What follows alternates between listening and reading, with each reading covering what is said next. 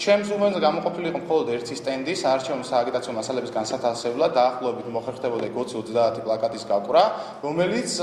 რამოდენიმე დღის წინ სტიქიის დროს ქარმა წააქცია და ნაცვლად იმისა, რომ ზედამხედველობის სამსახურს ის გაემართა და ისევ დაედგა თავის ადგილას, მოხდა ამ სტენდების გატანა, გატაცება, ასე ვთქვათ, ისე რომ არანაირი ინფორმაცია არ მოგვაწოდა სად წავიდა და რატო და დღეს ჩამოვიარეთ, ხედავთ, რომ განთავსებულია ბატონი გია ერმაკოვის არავი, რომელშიც ხდება მისი სააგიტაციო მასალების გავრცელება, რაც არის ძალიან სერიოზული დარღვევაც და დაცინვაც იმ პროცესისა, რომელსაც გვპირდებოდა და გვამადლის ქართული ოცნება. ორი დღის წინ იყო ძლიერი ქარიშხალი, რის შედეგადაც დაზიანდა წინასაარჩევნო სტენდები.